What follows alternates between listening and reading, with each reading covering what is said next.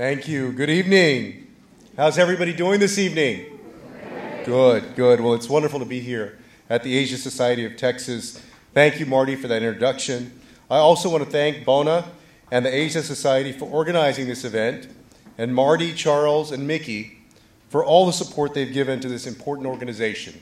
I mentioned earlier to a few people that so much of the thought about Asia and even other parts of the world seems to come out of Washington, D.C. or New York or places like Los Angeles and San Francisco, and it's important and valuable to have this incredible gem. So thank you to the Asia Society for all of the work that you do. We're eternally grateful.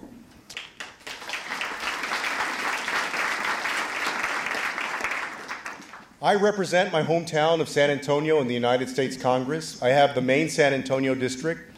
And for those of you that may think that I look familiar, you may have actually met my twin brother, Julian.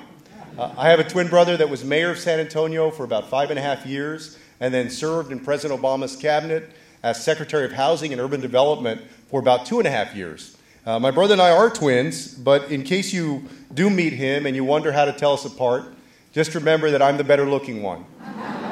And when you see him, you'll know that that's true. In the House of Representatives, I have the privilege of serving on the House Foreign Affairs Committee and the Permanent Select Committee on Intelligence. Through the Foreign Affairs Committee, I have the opportunity to guide U.S. policy on a number of issues, including human rights, security challenges, and economic engagement around the world. I'm also co-founding chair of the U.S.-Japan Caucus and the Congressional Caucus on ASEAN. Each a group of members interested in deepening the U.S.-Japan relationship or the relationship between the United States and the nations of Southeast Asia. The United States' relationship with the peoples and nations of Asia touches our lives every day, as you all know. Americans every day interact with in some form with Asia through the foods we eat, the people we meet, entertainment we consume, the cars we drive, and in many other meaningful ways. The United States is fortunate to count so many Asian nations as close allies and valued partners, relationships critical to safeguarding the lives of people here in the United States and around the world. These relationships are a reflection of a shared vision between partners of a region governed by rules and laws. Many of you are business owners. Many of you work with companies either based in Asia or with significant interest in the Asian markets. In some way, each of us is directly affected by the economic relationship between the United States and countries in Asia, including Japan, South Korea, Singapore, and many others. This complex and deep relationship will, of course, have difficulty at times. There could be disputes between companies, differences in interpretation of a trade agreement, or even territorial dispute. A region based on rules allows disputes between businesses, between countries, to be settled in courts and meeting rooms with the help of ink and dialogue, not on the oceans and beaches with guns and swords. The United States has worked with our partners across the Pacific Ocean to promote such a vision and to set its institutional foundations. For example, we supported the nations of Southeast Asia's efforts to promote regional governance through ASEAN, the Association of Southeast Asian Nations. ASEAN represents a commitment to cooperation, not conflict, and has significantly enhanced the fruits of U.S. engagement in the region.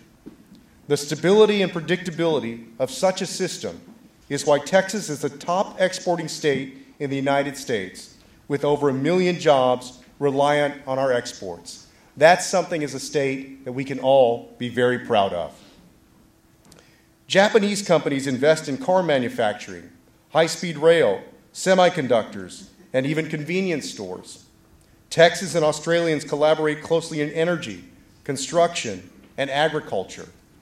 Examples of this relationship between both sides of the Pacific Ocean are present in our daily lives and are enabled by a rules-based order. All of you know, though, that over the past year, there have been some serious threats to our international security.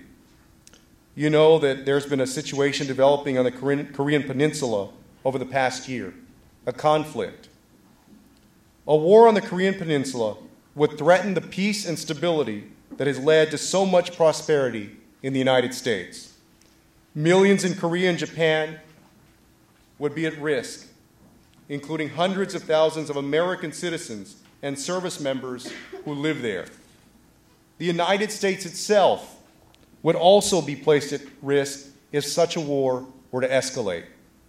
I believe that it's important that the administration, the Trump administration, invest in diplomacy, in achieving an interim agreement that freezes North Korea's weapons development while working towards an ultimate agreement to denuclearization. I'm confident the United States can rise to this challenge, in large part due to the support of our allies in the Asia region. For decades, the United States has maintained close and mutually beneficial relationships with South Korea, Japan, Australia, Singapore, and other partners in the region. These relationships are based on a mutual commitment to a global order based on rules and have strong support in the United States and in the societies of these partners. The actions of the administration and its allies over the last year have raised a lot of questions over the credibility of the United States in Asia, though. The President's actions, for example, in withdrawing from the Paris Climate Agreement, in challenging the U.S.-Korea Free Trade Agreement at such a sensitive time, and in threatening war through tweet, is not reflective of how the American people feel, but is heard and considered in the capitals of both our allies and our rivals. If their confidence in our ability to lead falters, we will see an unraveling of the network of alliances that the United States has benefited from for decades. The President's rhetoric to Mexico during sensitive NAFTA renegotiations has also concerned me. I know we're speaking obviously about a southern neighbor in another part of the world, but it's been indicative of the President's approach. I believe updating NAFTA is a welcome move. New technologies like the internet, since the agreement was first put into place, and the changing composition of North America's economy means a renegotiated NAFTA could be very productive for American citizens and business owners. I fear, though, that the President's domestic rhetoric towards undocumented workers, the border wall, and his international position towards Mexico, including demands that they pay for a wall, or certain language proposals for NAFTA, lead to a toxic renegotiation environment. Getting NAFTA renegotiation right is extremely important for Texas, as you know. Texas exports more than any other state in the country, and many Texas businesses have large operations across our southern border and rely on offices on both sides of the Rio Grande to support those businesses. A successful NAFTA renegotiation that helps American workers and business owners will require a constructive relationship with Mexico and Canada built on decades of mutual cooperation and not coercion by tweet. Events like the one we're at here today are important. U.S. engagement with Asia is so much more than meetings at the Security Council or residences of ambassadors. Each year, hundreds of billions of dollars in trade and hundreds of thousands of students transit the Pacific Ocean. Millions of Americans can trace their ancestors to Asia, just as hundreds of thousands of Americans live in Korea, Japan, and other parts of the Asia region. Each of these interactions brings our societies closer and is underpinned by our diplomatic investments into our Asia partners that promotes mutual prosperity.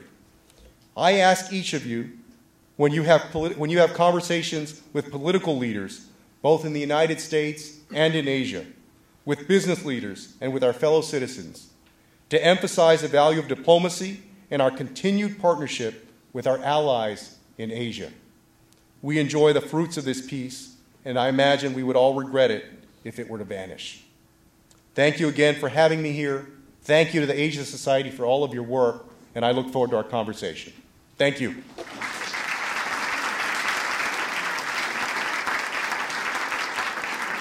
Okay. So I was thinking when I was going to start this conversation that when I got out, like you, I got out of law school, I more or less spoke Spanish. I started a job in New York, and the first thing I started working on were matters involving Asia, China specifically, and I've been involved with China ever since. How, as a native San Antonian from the west side, how did you wind up focusing on Asia as much as you know? That's a great question. You know, it's kind of a more roundabout route. You know, I grew up in San Antonio, and I grew up in a part of San Antonio that's probably 90% Mexican American. For those of you that are familiar with the geography of San Antonio, I grew up on the deep west side and went to Jefferson High School, and then my brother and I both got into Stanford University and went there in 1992, came out in 1996, and then went over to law school and came back home. And I spent, shortly after getting back home, about a year after I got back home, I ran for my first office. I ran for state representative in San Antonio. And I was elected, but in the state legislature, you don't deal much with foreign affairs. Now, I was, for a few terms, I was on the Border International Affairs Committee, but that's both basically Texas's relationship with Mexico, because you're dealing with border issues. It's not much beyond that. So when I got to Congress, to answer your question, this had always been an interest for me. Foreign affairs, international affairs had always been an interest of mine, but I'd really not had a chance to spend time on it. So I resolved that when I went to Congress, that's something that I would do. And my assignments immediately when I got to Congress were the Armed Services Committee and the Foreign Affairs Committee. And in 2013, there were a group of folks who came to me, and they knew that Toyota, years before, had made a very significant investment in San Antonio, and Mayor Henry Cisneros, for quite a while, had actually laid a strong foundation for Japanese investment in San Antonio. And of course, there's significant Japanese investment in other parts of Texas. But they asked me, they said, you know, there's never been a Japan caucus, a U.S.-Japan caucus. There's a U.S.-Japan study group in the Congress, but they said there's never been a caucus. Would you be interested in being one of the co-founders of starting this caucus? So that was about going on 4.5 years. And so that was my first entry into really delving into these issues. And then, of course, we started the U.S. ASEAN caucus about a year ago in January. Well, then I was going to ask you about ASEAN. I sort of figured Japan was, I sort of associated to Toyota. Yeah, a lot of the economic investment. But ASEAN is something of interest to me. I've served as the Honorary Consul General of Thailand. What was your focus? What led you to that caucus? Well, we've been building up the U.S.-Japan caucus, and it really hit its height around the time of the TPA-TPP debate, and we got up to 100 members at the time. And we still have a significant number of members, not quite as many now, but still a lot. And during that time, as I did my work on foreign affairs, I tried to figure out, as I've tried to do in other ways in policy, where are the gaps? Where are there missing pieces in what I'm not seeing here in Congress? And one of those missing pieces was ASEAN. Obviously a very important part of the world, an emerging part of the world as an economic, cooperative, so to speak. But again, there was no caucus there to really, and the caucus is a way for the U.S.-Japan caucus, as Consul General Manos here knows, it's been a way for members of the U.S. Congress, particularly in the House of Representatives, but also in the Senate, to engage more with members of the Diet. So we've had a huge increase in the number of visits between the two countries of legislators. So we tried to set up the same thing, myself and Ann Wagner, who's a Republican from Missouri, for the U.S. ASEAN countries. And that's been quite an adventure as well. Good. Well, you already alluded to maybe one of the big issues in U.S.-Asian relations, and that was right off the bat, the president followed through with his campaign promise to withdraw from the Trans-Pacific Partnership. And some would say not only from the partnership, but from Asia, just while the Obama administration had pivoted toward Asia. So give us your thoughts about how that has impacted our relations, the views, particularly economically. It's interesting because on the one hand, it wasn't a big surprise, I think, to either Americans or folks in Japan or any of the partner countries. People were able to listen to the president's rhetoric during the campaign. So in a sense, it wasn't a surprise. But I went to Japan in February of 2017, and there were two big questions at the time, because I went back for the Mount Fuji dialogue later in October. But the two big questions that I got at the time, number one, is America, some form of the question, is America still committed to being a leader among nations in the world, and in this region in particular? So it felt to them like a retrenchment, a pulling back. The second question I got was who reliably speaks for the president? Which is true on a lot of different issues, both domestic and foreign. But you could tell that, at least in Japan, I don't want to speak more broadly, but they were really trying to sort out, are we still marching to an American beat in some way, right? China's been very aggressive with RCEP, for example.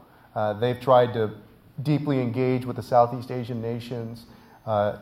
Where Davos is going on right now, you remember a year ago, Xi Jinping went to Davos and essentially tried to step out as a new global leader, and there was this kind of quiet talk about how maybe the Chinese president, rather than the American president, is the new leader on some of these big issues. So in part, the president said he was withdrawing because he didn't like multilateral deals and he favored bilateral deals. But in fact, where are we? As far as you know, are we negotiating bilateral trade agreements in the region? No, I haven't seen any evidence that there's anything that's far along. I know there was a question which was basically resolved yesterday for about a year, whether you would have TPP 11, in other words, whether the remaining countries would move forward without the United States, and it looks like they have. Yeah. So there are significant questions about what the next American multilateral trade agreement looks like. What will that look like? The president was asked, I think yesterday, maybe a few days ago, about whether he'd be open to joining TPP at some point, and he said, well, it depends on what the deal looks like, right? So a question in my mind as I look at these issues is, what does the next American trade agreement look like? Yeah, if there is one. If there is one, yeah.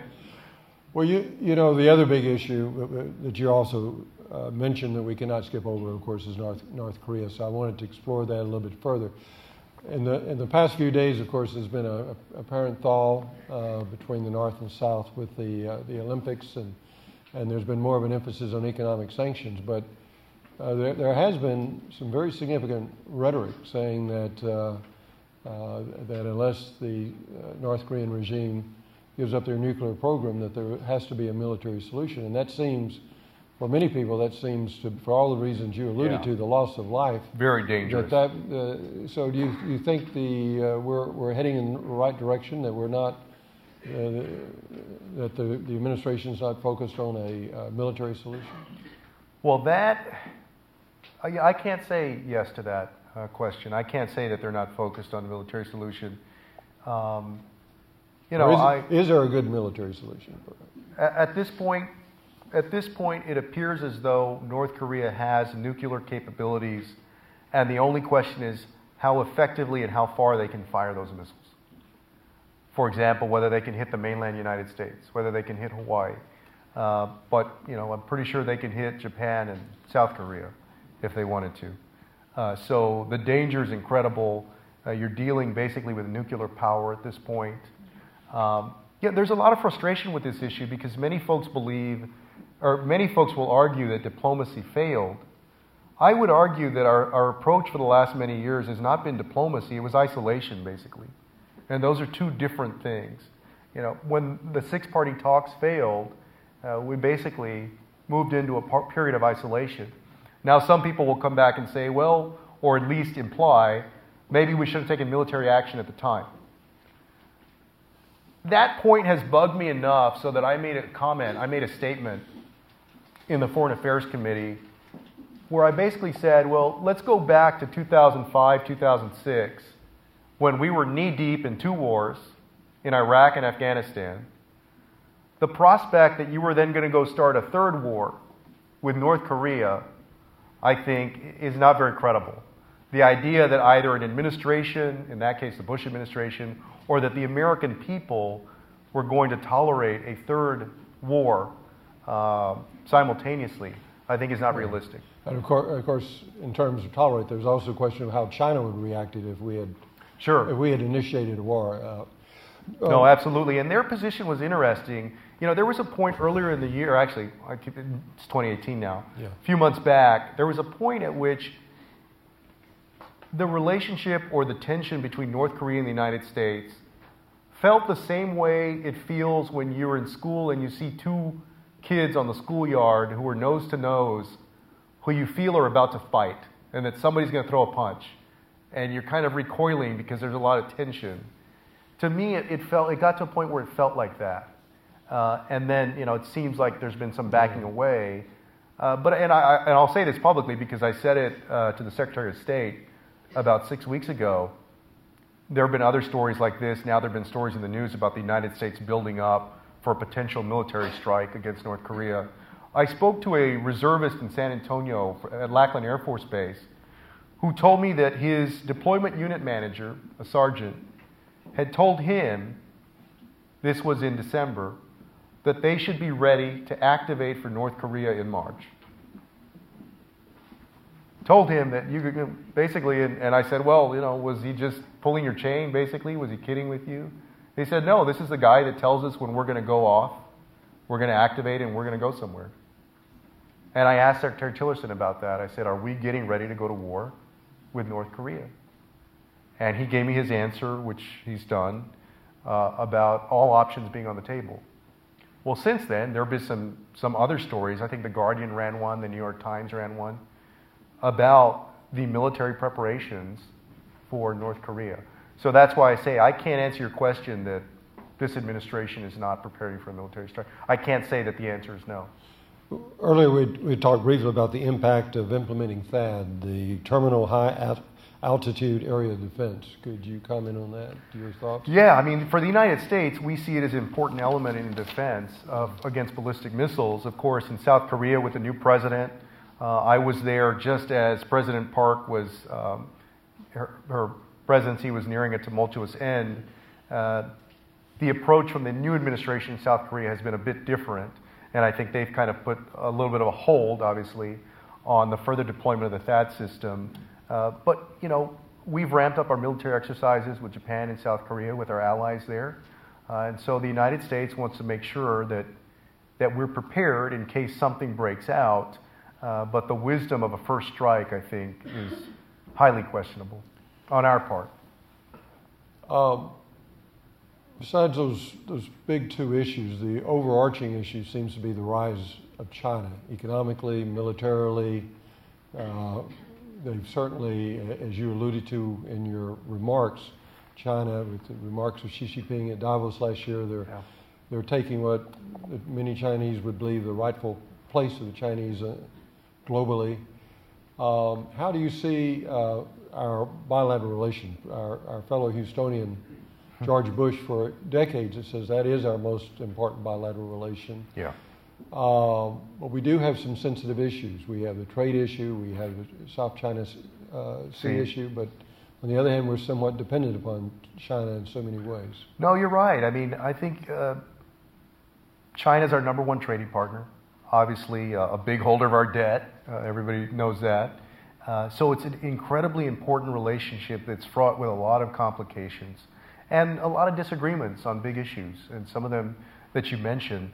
But I do think that the Trump administration and President Trump, in his approach to foreign policy and some of the language that he's used, has created a wider opening. There was already an opening for Xi Jinping and for China because they've been so aggressive. They've been able to marshal the resources of government into entrepreneurship and so forth. But widen that opening, I think, by, especially early on in his presidency, in the early months and while he was a candidate, starting to use language that would alienate some of our allies. So I mentioned Mexico when I made my remarks, but also there were skirmishes with Germany, with Angela Merkel. You remember when he wouldn't shake her hand. There was the berating of NATO and this idea that perhaps the United States would no longer be as fully committed to NATO. There was the issue with Australia and the Australian leader in the series of phone calls that he was making when he first took office. There have been tiffs with Canada and Justin Trudeau over different trade issues. And so as you do that, and I'll use Mexico again as the example of what I said back then. I said, look, he's saying Mexico's going to pay for the wall, and we're going to take away, if we have to, we'll take away foreign aid, for example. I think whatever you take away from Mexico, in assistance, in whatever kind of assistance there is. Whatever you take away from Mexico, I'm more than sure that Xi Jinping would be willing to give them whatever we take away. To do whatever Mexico needs. And you see that kind of commitment and relationship building going on from China, by China and by Xi Jinping in Latin America, certainly with major projects in Africa, for example. And that's, as a nation, and he's a leader of his nation. That's how you build the prominence of your nation across the world. And he's executed that. Yeah, and also you're familiar with China's Belt and Road initiative. Yeah, One Belt, One Road, yeah. All across Asia, That's the right. old Silk Road. And I've also read that in many international forums today, China is extremely well represented, where often the U.S. representation is small or negligible in comparison. Well, we still haven't put in place, the administration has not put in place, a lot of people at the State Department. The attrition rate at the State Department is horrible. A lot of people are leaving, including long-standing career folks. We still are missing key ambassadorships, including in Asia. And so, it's been a challenge. And I know that the administration is, I'm trying to make the argument for them a little bit. I think committed to a more efficient government, a less costly government, smaller government, and so forth. But sometimes I think there is a real cost in terms of your diplomatic abilities and your ability to be seen as, again, a leader of nations around the world.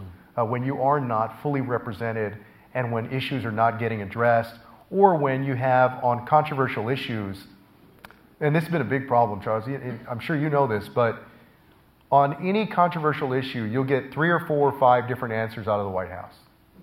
Let me give you one prime example of that.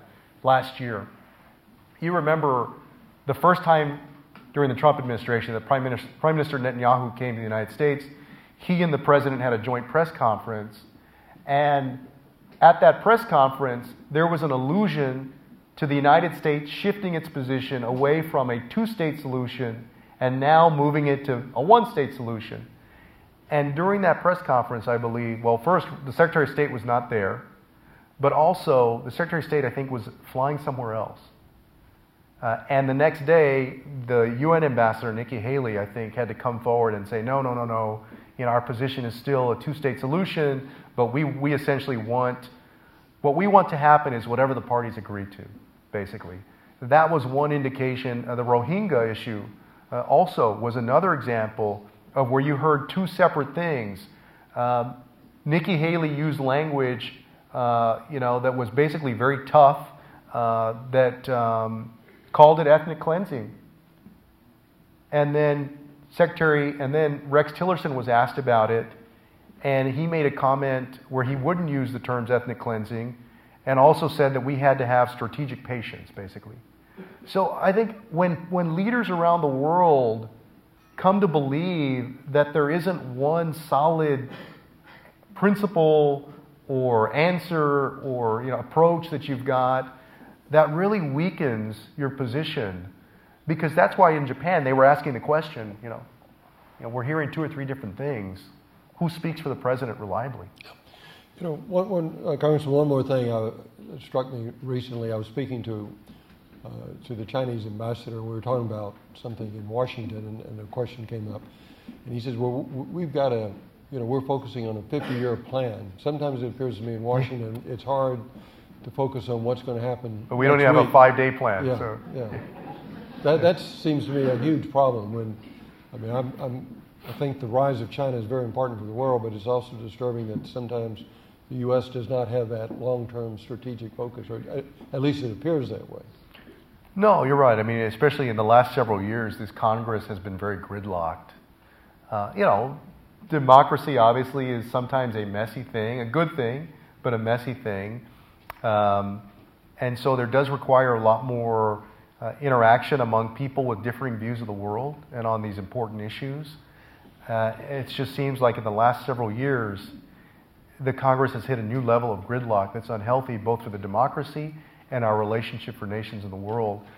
I got there in 2013, and the term before I arrived, between January 2011, January of 2013, and then my first term there, 2013 to 2015, those were the 2 least productive sessions in American congressional history, measured by the number of bills sent to the president's desk.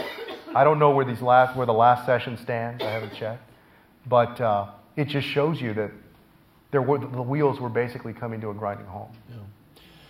Some people will frequently say the most dangerous place in the world is not just in the Korean Peninsula, but the Indian-Pakistani border. You have 2 nuclear powers with a great deal of tension.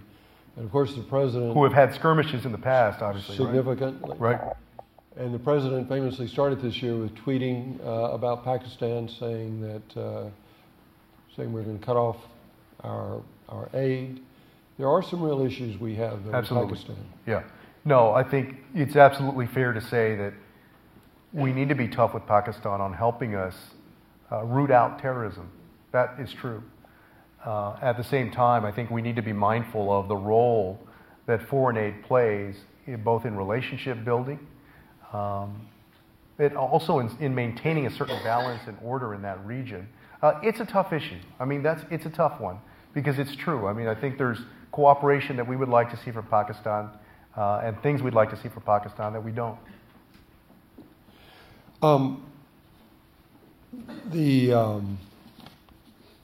You already talked about maybe I should say we talked about earlier, our friend Bill Richardson. Let's talk a little bit about Myanmar.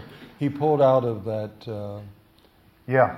policy group to focus on the situation in Myanmar, and that seems to be very disappointing given the fact that we've been so supportive of the current leadership. Yeah, I've spoken out, and several other folks in Congress have spoken out about the crisis, the human crisis there in Myanmar, and the ethnic cleansing that's gone on. You had hundreds of thousands of Rohingya who fled from Myanmar over to mostly Bangladesh, which was overwhelmed with, but to the credit of the nation, took folks in. But there has still so far been no solid plan that I've seen to try to curtail this atrocity. And I realize that there's a longer history than just the last 6 months or the last year. But, from the waffling of the administration's part in terms of language, there is a bill in Congress that would sanction individuals in the military, for example, there. But that has not moved. I'm one of the co-sponsors of it, but it hasn't moved. So I feel like in terms of human rights and the United States taking action there and marshaling the forces of the world, I haven't seen it. And what a surprise, because we all love the Nobel Peace Prize winner, Aung San Suu Kyi. Yeah. And she's not living up to, I think, a lot of the expectation of the world community. No, I think that's right. I think Aung San Suu Kyi, in her own right, was seen as a very inspirational leader in the country, and a Nobel winner. But also, I think part of the reason that the expectation was high that she would step in and really try to do something about what we've seen from the military there, and that has not happened. And as you and I were speaking earlier, that's part of the reason that Bill Richardson stepped back, because he didn't feel like the commission that had been put together was serious about really doing anything about this problem, and instead could be used as cover to just say, well, we looked into it and it's not what people think and so forth. And Bill's a great guy. He was an incredible diplomat and ambassador over at the UN. Focused on North Korea quite a bit. That's right. Yeah, I mean, and Bill's been sent over by presidents on diplomatic missions even after he stopped his service. So a very strong diplomat and somebody who's been helpful to the United States in achieving peace in different places of the world. So when I saw that, when I read that, I was very alarmed. Yeah. And I was kind of surprised, too. It made me think of something. We could pivot back to North Korea. I think the last leader that actually visited North Korea was Madeleine Albright. Sort of fascinating. The president has sort of indicates that he could be actually a friend of the North Korean leader and might even go meet him. That's sort of bizarre. Yeah, I don't know what to make of that. Yeah. Sometimes he seems open, and then of course his language has been really hostile, and he's called him Little Rocket Man and so forth. You know, and as Charles and I were talking earlier, and I said, man, you know, I could really, because you try to imagine the argument on the other side, right? Like, what if you were working for Donald Trump, right? If you were working for Donald Trump, what argument would you make on behalf of the administration or on his behalf that his approach has been successful so far? And I guess if I had to make an argument, and I'll make it for him, but I guess if I was him, I would say, listen, you know, everybody thinks I'm crazy. You think I'm a madman. You think that everything I do is chaos. But this has been the first time that North and South Korea have talked like this and met like this in years. And he said a little bit of this, but I didn't think really in a polished way. You know, this is the first time they've met in years, and this would not have happened but for my very strong-handed approach. And I know that it makes people uncomfortable. I know that a lot of people don't like it. I know people think it's risky, but look where we are, right? And because there hasn't been any kind of war, he can still say that, right? Now, if we do something stupid, or if he does something stupid, that won't be true. But you know, I've been surprised that the White House has not made a cogent argument to take credit for, you know, I've strongly disagreed with their approach in many ways, but I did give them credit for going to the UN, for example, and getting the strongest sanctions ever placed on North Korea. I thought that was a diplomatic victory.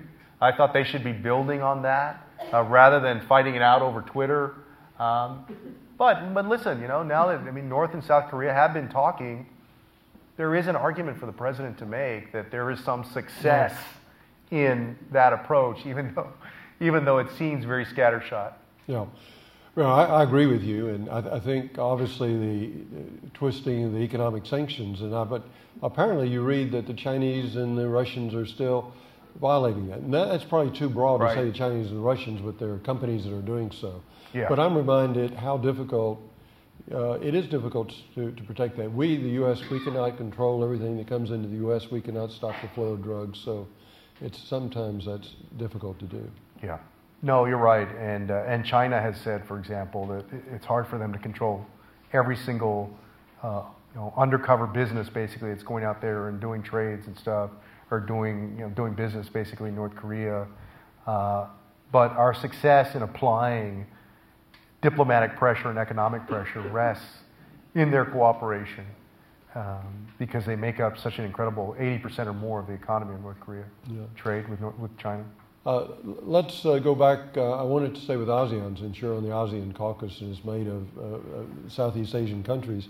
I have to say this, having represented Thailand here, do you have any particular views on how U.S.-Thai relations are doing at this moment? Have you followed that? A little bit. You know, it's interesting with ASEAN because there have been these big issues.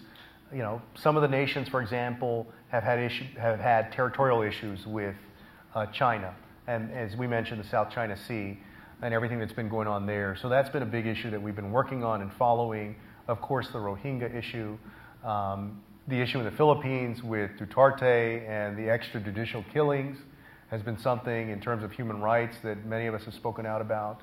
You know, but in terms of Vietnam, Thailand, and the other nations, we want to make sure that the United States that they are productive partners for us economically, that they're strong allies in the region, but also that we're able to call them out when we believe that human rights are being violated.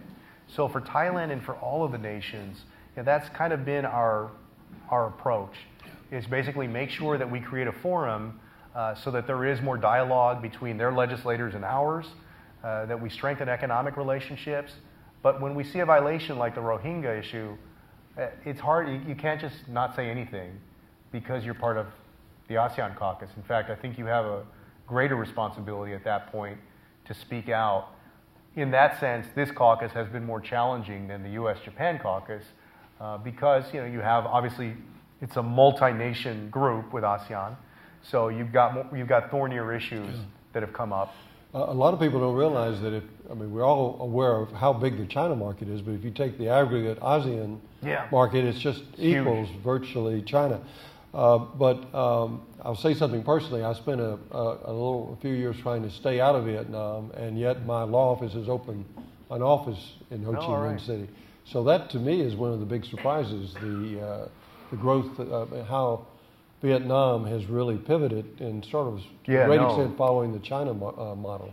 Yeah, it's incredible. I was there myself, Beto O'Rourke, and a few others, Senator Carper from Delaware. We were with President Obama when he went in May of 2016. And it was amazing to see how far the country has come. And President Obama was so incredibly well received by the people of Vietnam. So you could tell on the streets, literally, it was like, it really was in some parts what you see old film of when President Kennedy or other presidents are going down, the street. Just an incredible outpouring of support. Yeah. You could tell the strength of the relationship. Yeah, really amazing considering the devastating war we had. Oh yeah, no. So I'm getting a sign over there pretty soon. I'm going to wrap up, but I want to. You mentioned your brother, and how to tell. He's uglier, yeah. Between you, but I understand he may have some plans. Yeah, well, you'll have to ask him for a definitive answer. Yeah. But yeah, my brother, after he left HUD, he's between San Antonio and Austin, and he's over at the LBJ school teaching and also finishing up a book for Little Brown. He's talked about running for president in 2020 with about 50 other Democrats. It'd be a crowded field, but of course I'll support him in whatever he does, and I think he's got an incredible future. Yeah, so there's a lot of speculation what both of you will do. Yeah. Eventually. Well, I'm running for re-election, so. Yeah. And unfortunately, nobody here can vote for me. Well, we know you come to Houston frequently. We're glad you're back here. We hope to see you again. And I think it's time we can start taking some questions from the audience. So, who has the first question?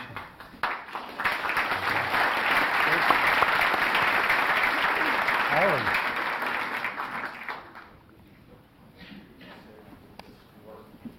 Yes.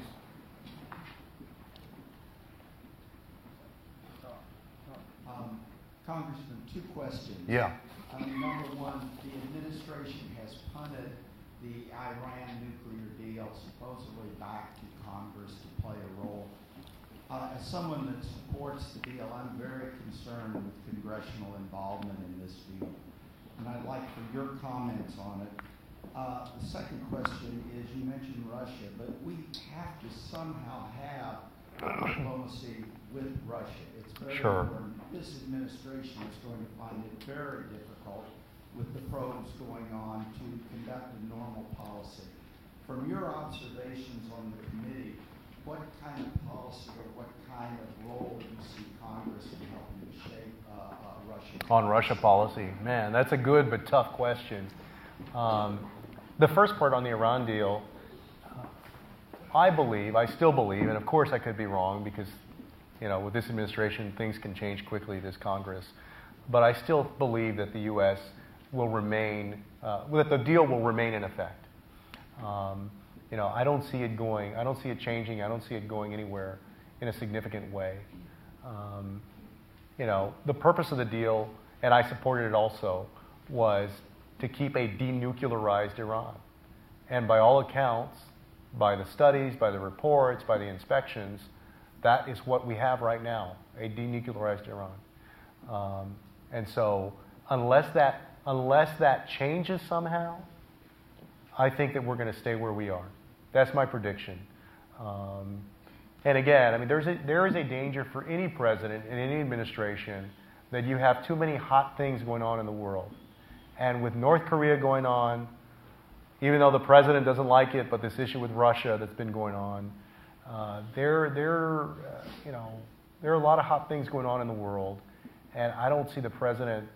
I don't know. Like I said, I could be wrong. I hope I'm not, but I don't see them making Iran another big, very hot spot. So, and then remind me your second question on Russia. Oh man. Well, I'm on the Intelligence Committee, so we're it fundamentally changed my routine and my day in Congress because some of these interviews, are 5-7 hours. One of them was 10 hours. So we're trying to get to the bottom about the scale of Russia's involvement in interfering with the American elections, and we know that they've interfered with other elections in other parts of the world. You're right, we need to have a diplomatic relationship with them. We don't want another Cold War. Certainly don't want to spark another World War. But I'll be honest, it's a tough balance because I do think that Vladimir Putin does have this idea about Russia becoming more aggressive in different parts of the world and not just doing it economically. With Xi Jinping, a lot of it is economic relationships and projects in different countries and leveraging that as goodwill. With Russia, that's not the case so much because they don't have the same economy to work with. They don't have the same tool set, so to speak. So instead, they've got an incredibly talented cyber unit that they use basically as an influence mechanism. And that's what you see in different parts of the world. In fact, I think we sent the letter. We may have held off because of the shutdown. But there were reports about interference with the Mexican election, which is coming up later in the year. And so we know Ukraine has had issues in other places. So their approach, I think, concerns us a great deal. But you're right. I mean, you've got to try to have as good a relationship as you can, but still address these very troubling issues about interference in the American democracy. That's tough to do. Yes, I had a question. You mentioned the gridlock in Congress. Yeah. And that may be at the root of a lot of the problems that we have. And do you see any viable solution to that? Yeah, they need to end gerrymandering.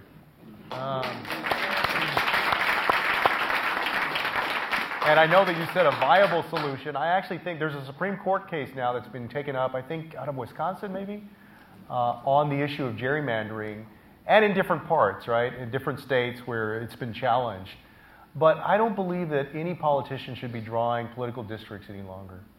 I think that it's been pernicious for American democracy. You've seen it for years. You saw Democrats do it, including in states in the South, including in Texas. Now you see Republicans do it in certain places, including Texas, North Carolina. It's just, my district is a butterfly shape. Lloyd Doggett, for those of you that know Congressman Doggett, his district looks like a chicken finger, right? But I would say the same thing, So I believe that we need to move to a system that you see in some red states and some blue states. In California, for example, but also in places like Iowa that are mostly Republican. I think that's a system that we ought to adopt. Congressman, thank you for coming out. Question on being on the Foreign Affairs Committee, how do you make issues such as the ones that your committee cares about more of an interest to a lot of the American people? You have an audience here who cares about it, but that's not the majority of people. So when you go around, if you have domestic issues, there are a lot more people who care about it. How do you make these... Yeah, y'all are part of the 1% here. How do you make this more of an... I mean the 1% that care about foreign affairs. Yeah, no, you're right. It's tough. But I'll tell you, the prospect of a nuclear war will get people's attention, right? And it certainly has. But I think, to answer your question, I think the important part is explaining to folks why, or making the case to folks why our relationships are important around the world, and why foreign aid, even though it represents such a small part of the budget, is so important. How it not just helps the societies of the countries that we're assisting, but also helps the United States. I've tried to do that. I tried to go back. I told the story. We opened up with where I grew up on the west side of San Antonio that I still represent. Just a million miles away from anything really having to do, except for maybe Mexico, Latin America a bit, but anything having to do with foreign affairs. I certainly didn't grow up in that world or that environment. But I've always tried to go and evangelize, so to speak, about the importance of it. Because if we don't do that, I think if all of us don't do that and speak about its importance, then it becomes easier for politicians in Congress to chip away at it, to chip away at things like foreign assistance. And the Global Development Lab, which is part of USAID, which I've done a lot of work with, that basically, crowdsources solutions to the nation's biggest, or not the nation's, the world's biggest development challenges. Comes up with incredible solutions. So I really just try to go out there and explain to people its role.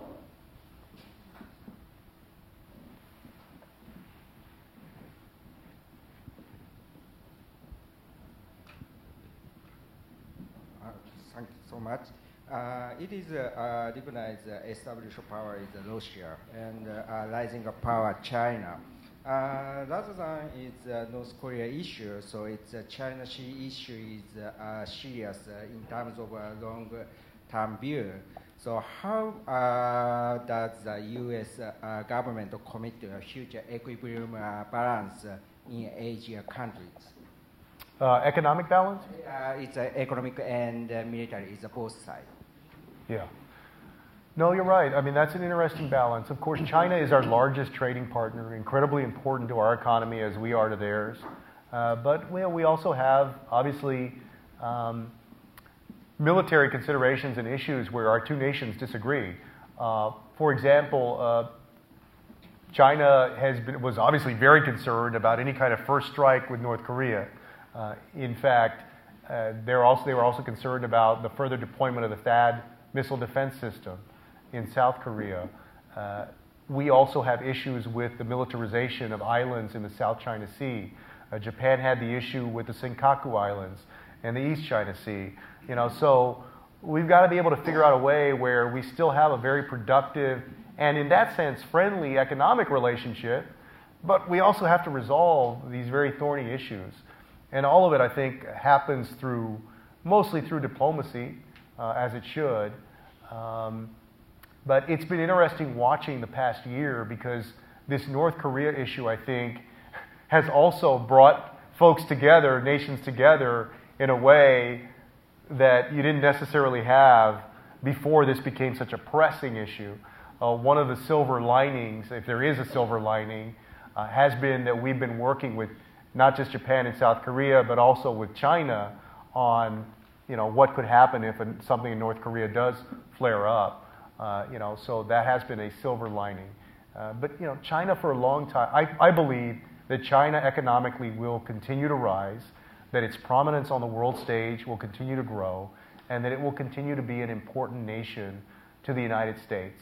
But economically, China is also a rival for us. I see it as a competitor. I mean, we're in a very tough competition. And I think there's also, economically, there's also nothing wrong with that. There's nothing wrong with being a strong competitor against another country. All right, Congressman, honored to have you here, and we're all delighted.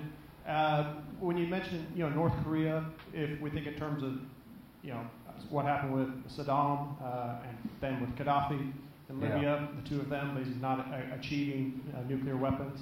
And if an autocratic regime sees nuclear weapons as an existential issue, is it perhaps long-term kind of unrealistic to expect, say, for North Korea to somehow become denuclearize itself, remove its nuclear weapons, and instead are we perhaps better to look in terms of ensuring the best ways to contain them? Yeah, that's a great question. The six-party talks failed. So far, at least rhetorically, North Korea has been committed to continuing to develop their nuclear arsenal. So there's a fair question to be asked, which is, listen, can you really denuclearize these guys? Can you really achieve that? That is a question right now, I think. That's the answer that we're searching for. And that's why I say I gave credit to the Trump administration for going to the UN, which means you're marshaling the world, not just the United States, but the cooperation of the Security Council and so forth, including China, and getting the toughest sanctions that North Korea has ever seen. That's something that the administration can be proud of and build upon. But without the cooperation of nations like Russia and China, the Southeast Asian nations, even some nations in Africa that do a small part of trading with North Korea, unless you're able to really have to essentially bring them to a point economically where they're willing to come forward and actually sit down and talk about denuclearizing. And I can only hope, and I think all of us should hope, that the steps that they've taken in whatever small reconciliation this may represent with South Korea, right, or coming together, I can only hope, and we should hope, that that represents a first step in then coming to the table and ultimately in being willing to talk about denuclearization. But I don't think anybody can sit and say that, hey, I've looked into the future 10 or 15 years and I can say for sure that this is what's going to happen. But on the other hand, you know, a military attack on North Korea, you know that hundreds of thousands of people are likely going to perish, if not more. So that would be a certainty. You know, if we, and this is a determination that the administration would have to make, but in terms of containment, yeah, once you've figured out they're basically nuclear, then you need to figure out how do you contain that. And I still think that you maintain your economic pressure, and you could get to a point where you're negotiating essentially for denuclearization in order to fully allow them to be part of the world's economy, which they aren't now.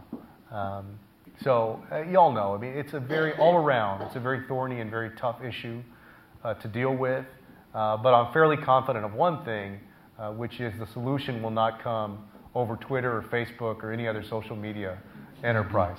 So, if I could follow up to that, what do the North Koreans want? I mean, clearly they've got this as hopefully a means to an end. Is it to take over the world, or is it to blackmail people for money? But what does the intelligence community think their end game is? And what are they after? well, let me speak from my understanding, because I don't want to give away classified information or be charged with giving away classified. But from my perspective, I think, look, if I had to give you my best assessment, I think you have a 32-year-old dictator, autocrat, who basically wants to be able to run his country and probably have enough prosperity to live the way Saddam Hussein and others lived, which is, you know, this lavish lifestyle, without being threatened by the United States or other countries. Does North Korea want to be a nation that, yeah, obviously they've made threats to the United States and South Korea before. How much of that is because, as you said, they want to be aggressive and actually go conquer other places?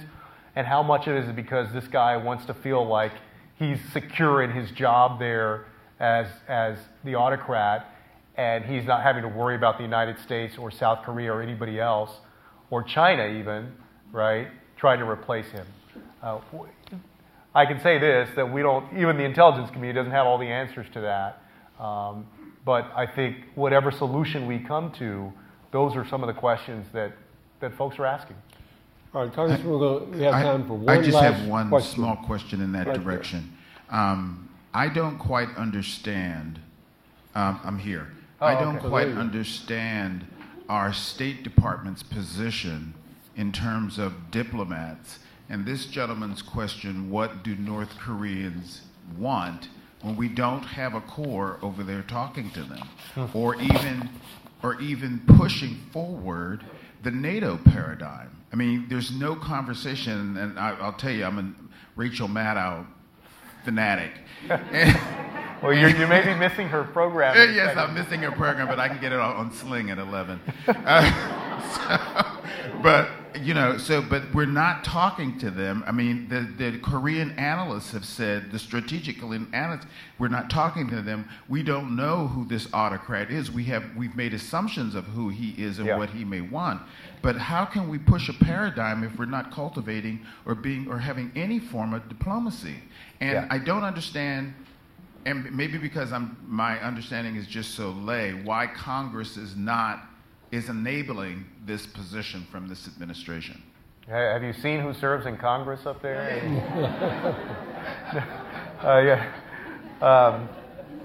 No, well, that's why I started with what I believe is true, which is our approach was not really diplomacy. Some folks who were very hawkish, who were basically implying that we should go to war with North Korea, they make the case that diplomacy failed. Well, I don't think we tried diplomacy, at least for the last dozen years or so. We really tried isolation. You try to basically completely isolate North Korea. So I believe that everything that we do at this point, like again, I give the administration credit on the sanctions, everything that we do needs to be aimed at getting them to the table to talk, to actually sit down and talk. From there, I think that you can see productive relationships perhaps in terms of more diplomacy. But I see that as a first step. In other words, I don't believe that before we sit down, we're going to go open, an embassy in Pyongyang, right? First, there's going to be a sit down, and then from there we can build upon that. But you're right, because otherwise your strategy is isolation, and there is a greater danger at that point if you don't fully understand who you're dealing with, and they don't understand you, and don't appreciate at least the arguments that each is making, that you're going to end up in war. And at this point, if we believe as we do that they have some degree of nuclear capabilities, even if perhaps their rockets couldn't hit the United States or their missiles, the mainland United States, they can still kill a lot of people close to them. And that's still obviously a big human problem.